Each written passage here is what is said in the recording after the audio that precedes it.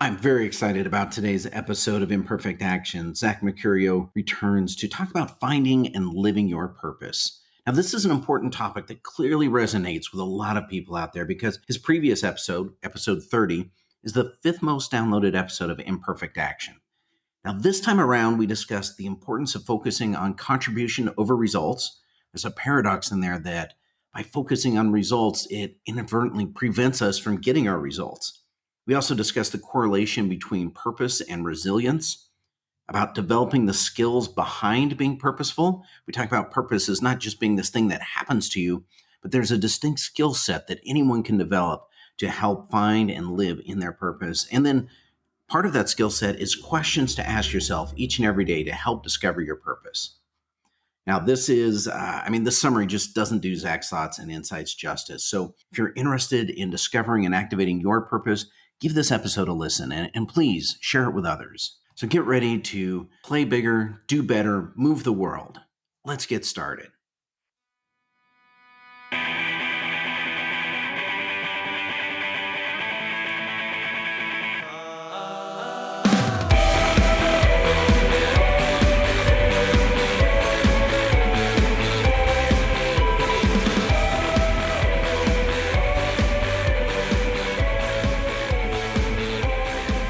Welcome to Imperfect Action. This is Brock Edwards, and I have a returning guest today, our fifth most popular guest, Zach Mercurio. Zach, you want to introduce yourself? Tell us a little bit about who you are and what you're up to.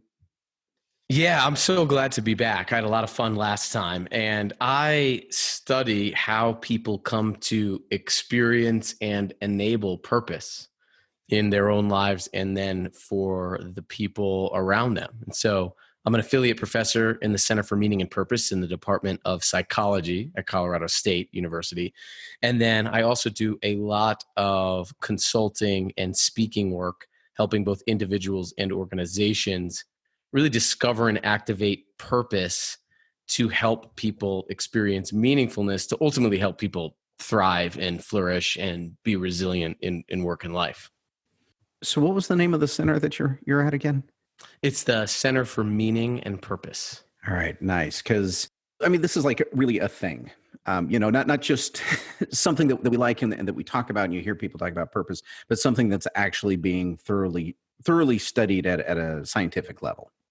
Oh yeah, it's a thing. I mean, if you think about it, it's one of the unifying things for all human beings, right? That we're sort of inherently purpose seekers by default. And we're wired to ask that bigger why question. And when we do, we become better. When we look at neuroscientific research, we find that people who think about helping another person or their impact on another person, or they actually help, they get this boost of neurotransmitters that help them feel better, move better, and do better at whatever it is that they're doing. We know that having a high sense of purpose in life, of thinking about your life in terms of contribution, correlates with lower mortality rates, lower risk of dementia, cardiovascular health. There's this whole series of purpose in life studies that just wrapped up that has found that, purpose and having a sense of purpose may have neuroprotective qualities in our brain. That just basically means the neural pathways that make everything else happen are more resilient to disease. And we don't know why yet, but we know that that purpose seems to be a central hallmark, a unifying trait of our species. And when we can activate it, people tend to flourish. So question for you then, Zach, purpose, how are you defining purpose? Just kind of what's the working man's definition? The reason for which something is done or created, the reason for its existence. And if you think about the crux of that definition, which there's nothing really like incredibly scientific about that because it comes from Webster's dictionary, but the crux of that definition is usefulness, the reason, some sort of mobilizing force so that we can contribute in some way. And so I liken this idea of purpose to contribution. And when we look at the studies on purpose, the reason it has the benefits that it does is that it lifts our eyes off of ourselves and activates arguably one of the most powerful things or phenomenon in human life, which is self-transcendence. That means the object of your everyday behavior is outside of yourself. And ironically, the self becomes better. All right. So I love irony and paradox. Tell me a little bit more about that. Well, interestingly enough, I'll give you an example, a very practical example. I get a lot of people on LinkedIn who tell me they're results driven professionals. Like they message me and you can see it in their LinkedIn profile. And I'm often like, results of what? Right? We're in a culture, for example, look at the Declaration of Independence, the pursuit of happiness. I mean, we pursue these things, these achievements, and what those are, even happiness is a resultant condition. It is a result of something. It's a resultant state. And we have this weird thing as human beings of trying to achieve a result by pursuing a result versus achieving a result by pursuing a contribution. But ironically, when we pursue our contribution, our cause, the effect follows. And we see this, you see this cycle when we think about the impact of self-transcendence, the impact of contribution. And you look at it from a business standpoint too. The businesses that were the most resilient, like for example, through the recession, are businesses that relentlessly focused on their contribution, remained focused on their contribution to the end user, to the customer, and trusted that the effects would follow. And we know that purpose cultivates grit and resilience. Angela Duckworth's book called Grit found that people who have a higher level of resilience, that correlates to having a higher sense of purpose. And it's one of the only correlates with resilience. There's no link between happiness and resilience. There's no link between pleasure and resilience. And we know that things will go bad. And purpose helps build the resources so we can respond productively when they do. And we get the results by focusing on contribution. So that's the irony, is that we want these results, we want these achievements, but we focus on getting the thing versus the contribution that results in the thing. So a bit of a myopic cycle, I guess, where, because that makes it actually makes sense, because I want results, so I should focus on getting the results. That's pretty straight line thinking. So how do we break free from that to where we can step back and go, okay, no, the results are just the outcome. Someone else has phrased it as, my job is to focus on the action, not the outcome. And I think I just butchered what they said, but the idea, focus on my contribution, what I can put forth, and the outcome will happen as a side effect of that. But that's not linear thinking. So how do we make that leap to, I don't focus on the thing I want, I focus on this other thing to get me what I want? Yeah, I think that it comes down to the skill of systems thinking.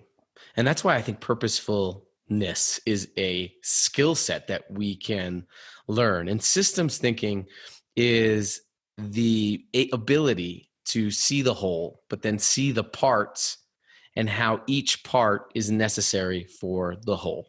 I mean, we live in systems all the time. Your line for coffee is a system. Every input you have into the world physically, scientifically, has an infinite effect. Purposeful people tend to take responsibility for the effects their inputs have, and they focus on these inputs every day. And the links between input and effect, it goes back to, kids are really good systems thinkers. It goes back to thinking about like what we learn about initially in science, which is cause and effect, right? You can't have an effect without some sort of cause. Everything that's in motion is put in motion.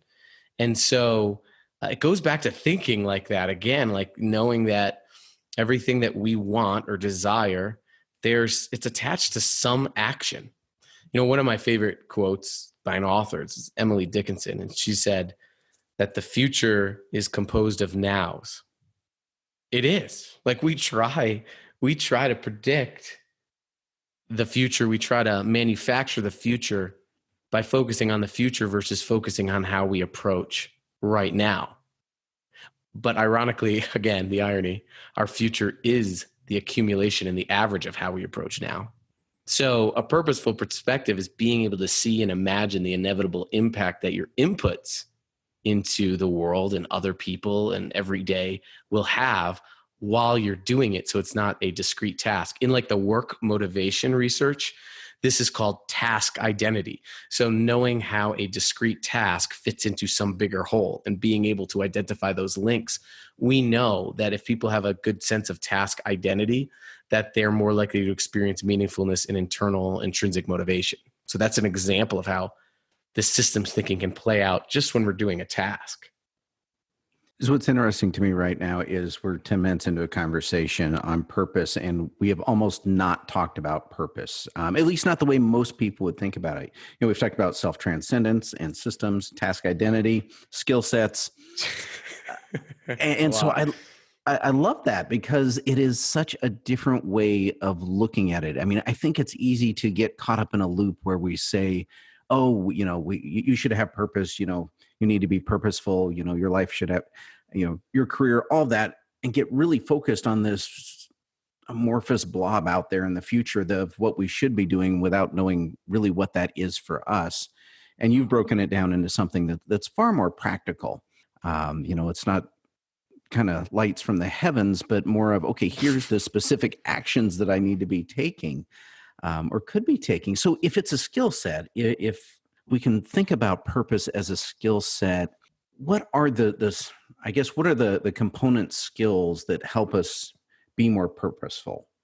I think the first thing, and this is something that I've been thinking about regularly now and recently, because I have a near kindergartner right now who's asking a lot of questions, and it has a lot of opinions about things. And one of the things I have noticed is that the scarcest resource we have as human beings is our attention. So what we pay attention to is who we are, because what we pay attention to is what we think about. Our thoughts are our world, the Norman Vincent Peale power of positive thinking. Our thoughts are our reality. Our thoughts are our world. So one of the things I think is so powerful is the art of questioning the questions we ask ourselves and other people ask us and we ask other people.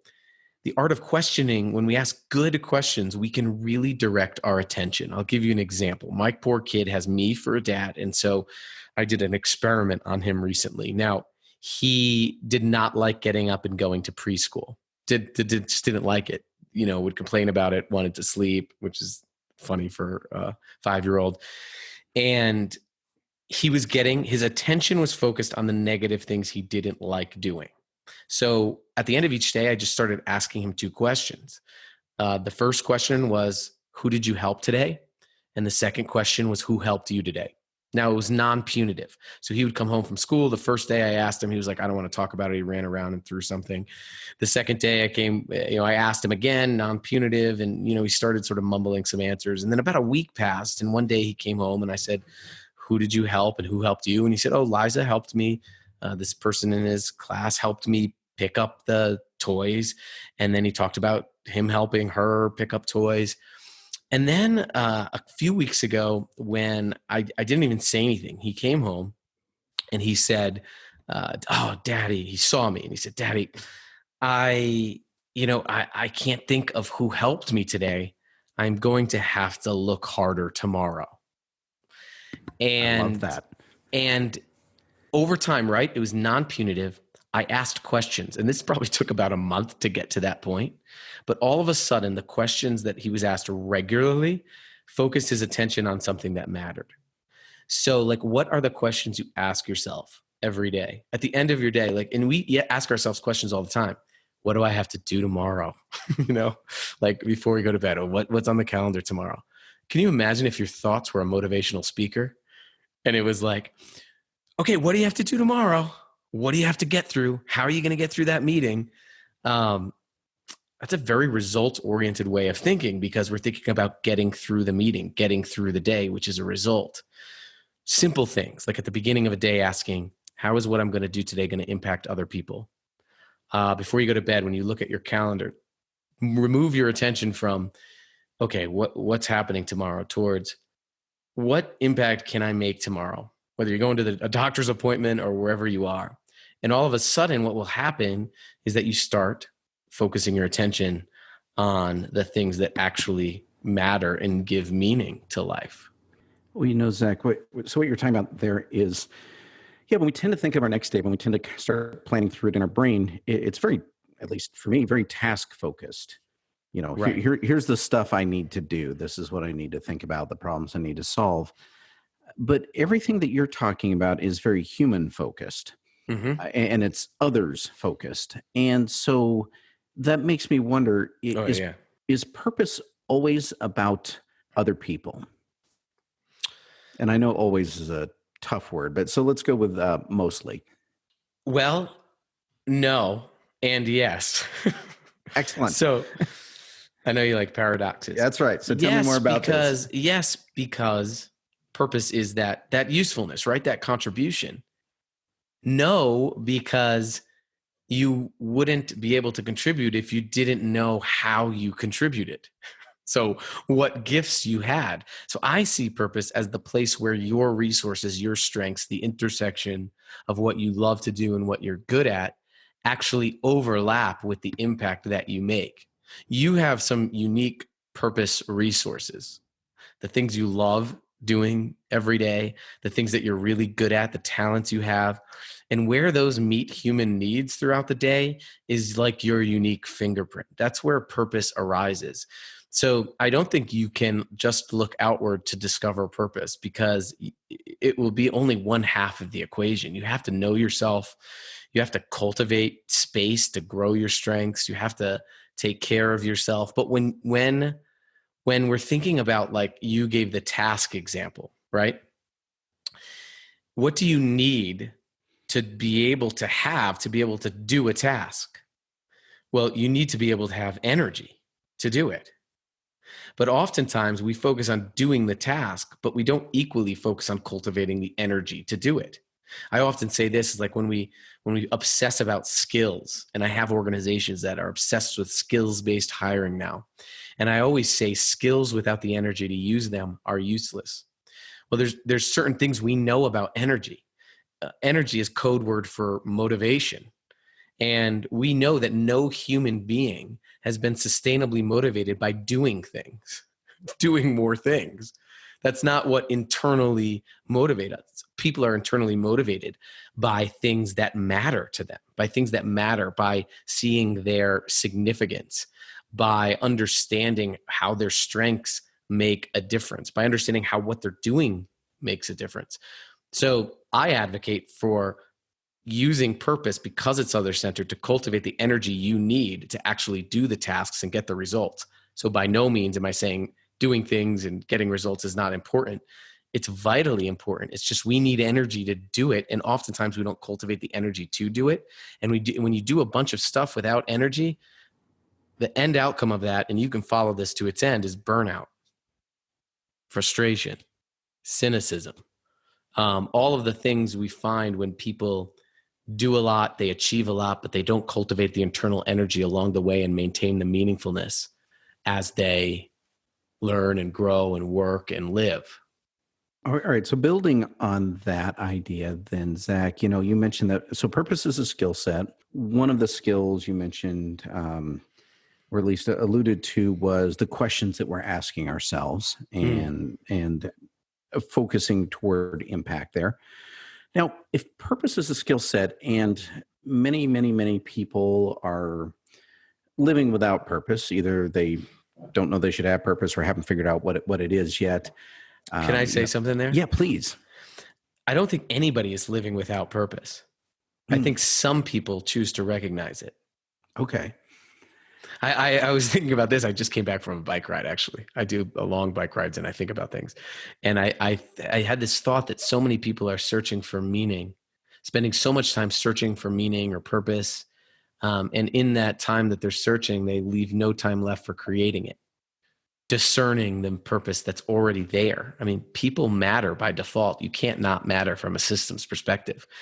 So it's just about taking a step back and recognizing that you do matter, that you're in and of this system. I think that everybody's living with purpose. I think that some people have learned the skills to discern it and recognize it and focus on it. Sorry, I wanted to pipe in there. No, good clarifier there. And it doesn't change the question, which is really, so if we're seeking it and it's a skill set, how do we develop the skills? Or like if we're seeking it and we don't have it, to me that says that we don't have the skills, or we're applying the skills we have incorrectly or in an ineffective way. So Yeah. how do we retool that skill set? And it's probably harder when you're retooling, I would think, than when you're just creating new skills.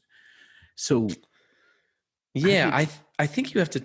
Sorry, go ahead. Do you want to? No, I was realizing that there wasn't really a question mark at the end of all of that. It's just kind of wondering aloud, okay, how do I redirect myself? How do I take the skills I have and make them more effective at helping enable my purpose or living purpose? Yeah, that's great. So, I think one of the things that we need to do is, like, for example, research finds that we're more likely to do something when we track it. I mean, that's why there's the rise of like the Fitbits and the fitness trackers and things like that. We tend to track these things that are really overtly obvious, like fitness. And I mean, you can see when you're physically fit, it's in front of you. But some of these more this internal work, we tend not to want to apply that same thinking of habit formation to internal work like purpose or meaning or vulnerability or authenticity. But the sole medium of being purposeful is habitual, is our habits, the things that we do every single day. So one way that you could do this is if you just think about this podcast, for example, and we've talked about what purpose is, the reason for which something is done. We've talked about, my opinion on being purposeful, which is contribution-centered thinking, being, and doing. And if you just ask yourself, if I were approaching my life where I am at, because you're a context expert in your own reality, if I were being purposeful, what would it feel like to me? And think about that. Like, think about what would it feel like? What would I be feeling? I may be feeling inspired. And then for each of those feeling qualities, ask yourself, who would I need to be to feel inspired? Well, I may need to be appreciative, for example.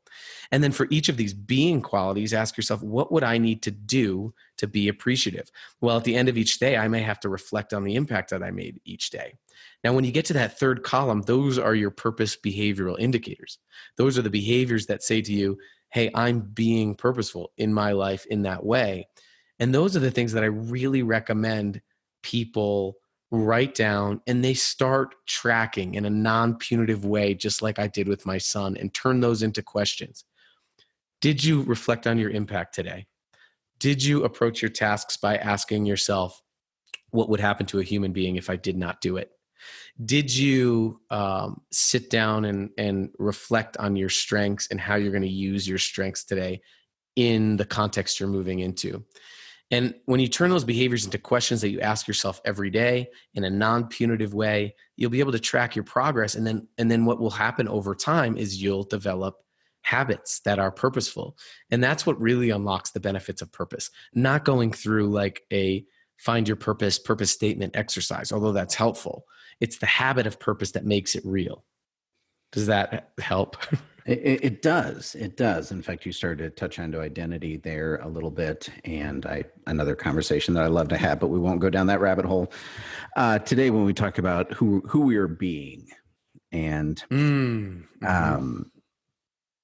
anyway, I could totally sidetrack both myself and you down that conversation. So another conversation for another day there. But it does take it. I like how this is helpful to me, how we've gone from just the very practical definition actions, but now we are getting into the who are you being, which is something much deeper, but then kind of tracking that and doing it on a consistent basis.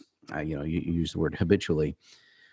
So I want to hit you up with just some questions here on how purpose relates to things, or how do we deal with purpose. And so hopefully these should just be quick, short questions, but they may go much deeper than I'm anticipating.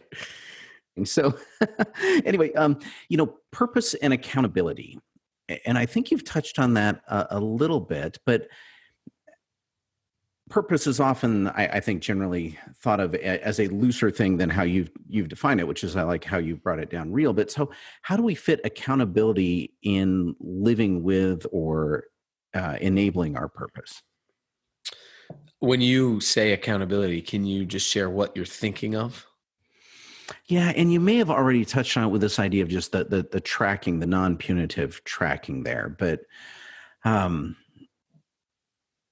I guess I'm Are thinking, you talking? Yeah, are you talking about accountability for us well, to live with purpose or others? I guess both. And Okay. so this is Yeah. probably two or three questions here in there. So you've already touched on, how do I create accountability for myself? But then if I am, and you mentioned you work with businesses, so if I'm a purposeful leader, um, how can I hold people accountable in a way that doesn't contradict or doesn't run against helping enable their purpose? Mm. So I think that one of the key practices is making sure that we recognize humans as individuals with individual values, with that unique intersection of where your strengths make an impact. I've done like over 10,000 purpose statements where I have people really reflect on where their strengths are and how that strength positively contributes to other human beings. And they write these purpose statements out of it. And it's not like the end all be all purpose statement. It can change daily depending on how your strengths impact other people. But the key is to get the language out there. And even if I'm working in the same occupation, I never see the same one. I've never seen the same one, even people with the same job, the same role. And I think this speaks to this idea as your purpose, your unique impact, the way your strengths meet up with human needs is like your fingerprint. Therefore, the values through which you deliver that purpose, the values that keep you on purpose, might be a little bit different than your team or organization's values, which is okay. But I think as long as your performance evaluation plans and reward structures are rewarding for those values and having regular conversations, a cadence of accountability, that regularly we can ask questions about those values in action, and where those values may be misaligned with your actions. I think we start to redirecting attention. For example, I was just working with a client this morning, and one of the things they had talked about activating their purpose and mission and vision and values and all of that in the organization. How do you get that to be real and not just an exercise? And I just asked if they could show me their performance management plan. And it was all about competency. So like we measured their competency to do their jobs, but they weren't measuring values alignment, alignment with their own purpose delivery. And so I think that's where we get off track, is where we start measuring and holding competency accountable, but we don't hold values alignment and purpose delivery accountable. An example is that is again, the questions we ask, you might ask yourself in a performance evaluation, if you want to do this organizationally, here are our core values. Have people self-evaluate which actions are they enacting that may be in misalignment with one of those values, and what do they want to work on to bring themselves into alignment? Because then you or the other person doesn't become the boss of that person. The values do. The purpose does. The bigger mission and how we get there does. So I think it goes back to those questions we ask. Another question then, purpose and calling. Some people say, you don't seek an occupation, don't seek a career, seek your calling. Are they the same thing? I'm suspecting the answer is no, based on what we've just talked about, but I could be wrong here. Yeah, the way that I have heard these things defined is that your calling, what you're called to do, can be formed through your awareness of your purpose. But I don't think, for example, a calling is a career, right? Or a calling is a job. Here's my perspective. Can I give you my opinion and not like Oh, the absolutely. scholarly or theological opinion? I really believe that that where we are is where we're called to be. So like where we are is where we're called to be. Where we are is where we're called to bring our unique strengths into that moment. Like my grandfather always says, he's 97 now. He always says to me, how do you improve the moment? And I feel like how I use my strengths to do that, that is a calling. I'm called to do that in every moment. I think purpose, the intersection of strengths and impact, can inform our understanding of that concept of calling. And then vocation or vocations, because that comes up often, are usually the things that we do to deliver our purpose and to deliver that calling. And you can have your vocation can be anything. It doesn't have to be a job. So that's how I've come to understand it. Is that I think purpose informs this pursuit of calling, and it helps give us the self-knowledge of where we're called to. My definition is that I think we're called to be in every moment. I think calling is crafted, not found. Yeah. So, I mean, this is interesting, and maybe it's where, like, the way you describe purpose is very practical, and at least in my own experience, my own mind, I think I've confused the two in the past before, because calling seems very big, like life purpose. Yeah, like one singular kind thing. of kind of big. But when we're talking about purpose, we're not talking necessarily singular. I can be purposeful in any moment. I can engage my purpose in others, regardless of what the task at hand is, at least as I'm understanding this conversation. So am I on the right track there? Yeah, and I'm glad we're moving here now, like in this conversation and based off our other episode too, because I spend so much time talking about being purposeful because I think the ability to discern and understand your own significance and to be able to realize your capacity for significance right now is the prerequisite to understanding your purpose. I do think people have a unique purpose. For example, my purpose is to help people realize their own significance. And that stems back to when I was a 5-year-old kid, the youngest of 3 brothers, desperately searching for attention and significance in my own life. And I tried to acquire and achieve things to give me significance, to help me to get to the same level as my brothers. I tried sports I didn't even like because of how it would make me look. Psychologists call those self-image goals. And we know that self-image goals lead to depression, anxiety, because your identity becomes hinged on you being good enough, right? My reflection on that story has led to my purpose of one of my strengths is to condense a lot of research and communicate to people, to think in systems, like I'm really good at booking flights and to break things apart and think in systems. And the intersection of those passions and talents with the impact I want to make to others is make sure that 5-year-old Zach knows he's significant. That's informed my purpose, right? But I first had to know that I was significant, that I mattered, that I had strengths right now. And I think that is often what's missing in the purpose conversation is we go right to stating a purpose when a lot of people don't realize that they actually matter now. And so all of the stuff we've talked about being purposeful, I think leads us to this place about how can we use that self-knowledge that we gain along the way, because there are themes there of what you love to do and how it makes an impact, to then start defining and crafting a purpose. So significance then. Let's talk about that for a little bit, because, so if, we've all lived our lifetimes to wherever we are right now. And if we're not aware of our significance, or we're not aware as how deep our significance is, how do we shift that? How do we become aware? How do you help people connect to their significance? And again, this might be annoying for people, but it goes back to asking the questions, right? I mean, like when I teach a class, I teach this class on leading with purpose at the university I teach at. And I have the students every day write down 3 lists. What did I love to do today? What was I good at today? And how did I positively contribute to human beings today? And at the end of 7 days, they already have 21 lists. And what they'll find is you're going to find themes.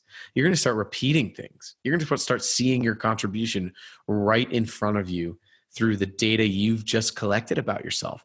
And it's really powerful. Or asking someone or yourself, writing down to think about the moment in your life where you most believed that you mattered. I think the most critical part is not someone like me or someone telling you you matter, or a boss or an organization telling you you have purpose. Prescriptive purpose doesn't work. People have to give themselves their own evidence of how they matter. And it goes back to being a story collector, collecting those stories of when you have made a difference, even if it's as simple as getting up today and calling a friend and being there for them. That's valuable data about yourself that can give you evidence that you matter, no matter where you are in life. So I really invite people to do that, to think about that in a positive way. That's really hard to do as human beings because we have this part of our brain called the amygdala. It's a little like walnut shaped thing at the bottom of our brain that just helps us survive. And it's very powerful. It helps us to find threats and eliminate those threats and preserve our comfort, which is often how we start days and end days and approach stressful situations. But we have to learn to override that and start thinking about the things that are life-giving, the way we matter, so we don't get stuck in a negative cycle. And I think it goes back to really devoting some time to think about and give yourself your own evidence of your mattering, or ask a friend, ask someone else. Why are you friends with me? How do I benefit you? How do I contribute to your life? And you'll find there's unique things that you didn't even know about yourself because your brain didn't let you. And there's some great data there that can inform your sense of purpose. You may have already answered this a little bit, Zach, but how does someone know if they're on the right track towards purpose and owning their own significance? Because you mentioned Well, we can get sidetracked by putting our significance in things outside of us that, and it doesn't work out that well for us. So how do we know we've got ourselves directed in the right way? well, I'll tell you what's helped me. And first of all, I don't think there's any one singular right path. I think purpose is a developmental trajectory, meaning our experiences of being purposeless are just as valuable as experiencing our own significance because they lead us to that way. It's like the research on resilience, right? What's interesting is that people who have pleasurable lives are not resilient. It's the experience of trauma, actually, that results in building the resources for resilience. So avoiding the wrong path is not a good approach. I would not advocate for trying to find a perfect path to purpose. How do we know we're not getting there or syncing up or understanding this? I think the big danger, and this is something that we have to really be conscious of, is that are we living our own purpose or someone else's purpose for us? What is often called in the literature and in sociology default purpose. Like, for example, we get default purposes all the time by society based on gender and other identities, like, or even talents. Like, you have this talent, so this is your significance. We get told what our significance should be, and we could go down long, arduous, frustrating paths, career paths, sometimes 5, 10 years living someone else's purpose for ourselves. So I think we have to just stop and ask regularly decisions, I think, are the best place to do this, because I think decisions they always teach us what we value. And I often say, what we risk reveals what we value. And I think when we're in decisions, it's always a values-based decision. We're always valuing something over something else. And ask yourself in decisions, is this what somebody else says I should do? Or is this truly what aligns to my own sense of significance and my own strengths and my own passions and my own talents? And I think that's the one danger to going off on a different path, is somebody else telling you what your purpose is. All right. Love it. This is that great conversation. Thank you. And we talked about purpose for a long time. I love the topic of purpose, and I love how hard you have thought about it.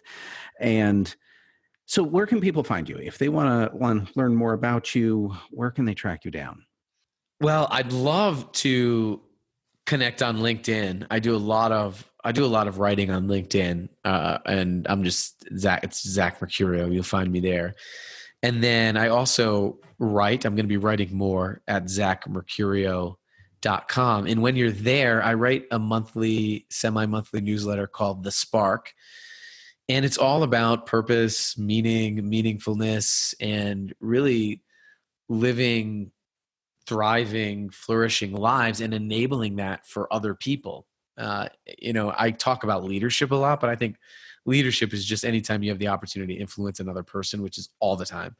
And so I really love doing that. And I love the conversations that come from it. So I'd love to have you as a subscriber. I really don't have anything to sell you, but it's just opening up the conversation of because this stuff is messy and it's hard. And as much as I talk about things as if I have it figured out, the reason why I like coming on these types of podcasts is because as I'm talking about this to myself, I'm thinking, I really need to do that today. I really need to ask those questions more. I haven't been doing that. So it's a constant cycle. Even the guy who researches purpose and meaningfulness, just like any habit, has to develop and maintain the habits of being purposeful and discerning meaningfulness. So what is one purposeful habit you have that you haven't shared with us already? Oh, that's a great question. A purposeful habit I have that I have not shared with you already. Because you've talked about several habits that we could do, but what's one thing that you bring into your own life? Well, one thing is that there's certain things I don't like doing, right? Like there's certain things that are unpleasant tasks in life. And one thing that I do is before I'm about to do something, I have mentioned this, but I haven't mentioned what I do. I do think about the other person at the end of what I'm doing. So, for example, I don't like email all that much. I get overwhelmed by it. I get stressed out about, I think about it. I obsess about email. And sometimes I get emails that, are things that I disagree with. And one habit I've been doing is before I respond to an email, I just take about 5 seconds and I write the response. And then I step back, I take a couple breaths. I reread the email and I ask myself, will this email regenerate the other person at the end of its energy? Will it regenerate their energy or will it extract from it the way I'm responding? And that is it's like a 5-second little thought. I mean, has dramatically changed how I communicate with people. And now I can't not do it, right? I can't not think about it. And so I tend to do that with tasks. I take the task captive, and it's something that I've really worked on. And that's a small, tiny one that has to do with responding to emails, but you could apply it to any unpleasant thing you have to do during your day. Because the one thing, and I don't want to leave on this, but I guess we might, is that purpose does not equal pleasant all the time. All right. So let's not leave on it then, since you just requested it. Because I actually did have a question about that I just didn't ask because we covered so much else. But so how does purpose relate to like really sucky work days or days in general? I mean, not every day is a good day. Not every day is a good day, but in every day we either had the opportunity or we contributed in some way. I mean, I think every day, no matter how bleak the outlook is for that day, I think that's the one commonality is there's always an opportunity to contribute. And just thinking about that, no matter what's happening, I just had a bunch of speaking gigs and work canceled. And today, and I was going down a negative spiral. And if you think about the negative emotion you experience and follow it to its behavioral end, it's usually never good. So just taking captive of that spiral and thinking, okay, what can I do to contribute today? even as the result of that. And I just spent an extra time in a meeting with somebody, a meeting that I didn't want to have, just asking them about how they were doing in their career. And it was not part of the meeting. And so, that's just a very powerful way to take those tasks captive. All right, nice. So we turned it around. We finished on an up note there. Thank you. You bet. And so, kind of in the same finish on an up note, question I always have, and you answered this before, but you may have a different answer this time around, is how can the listeners help you? What would your ask be of them? Oh, my ask would just to spread this message, to help make purpose practical. One of the, I wrote a book a couple of years ago from your life, work, and organization with the power of authentic purpose. And there's some real tangible exercises in there. And, I think that if someone around you is just kind of struggling, maybe try asking some of those purpose questions. Like, when do you feel like you're significant? When have you felt like you have mattered? And you'll be surprised. Or my favorite is, in the last 7 days, which moment has given you a sense of purpose and why? And I think just being a conduit and being someone who gives meaning to others is really powerful. So I hope that you'll join me on that, because I often say that, we can be meaning givers. We can show people the evidence of their mattering. And I think if we create communities locally that know how to do that, whether it's your family, your friends, your workplace, I think that we'd all be better for it, because I do think one of the root causes of a lot of what we're seeing right now as a society is that people want significance. They're yearning for significance, and people's competition for feeling significant is causing a lot of conflict. And so I think we need to do a better job of helping everybody realize their own significance. And I think we can all do that. All right. So no small ask of people, but actually fairly simple to do. Fairly simple, very simple, actually. It's as simple as asking a preschooler 2 questions every day. Let's mic drop it right there. We'll just end it. And thank you so much for being on the show, Zach. Yeah, thanks, Brock.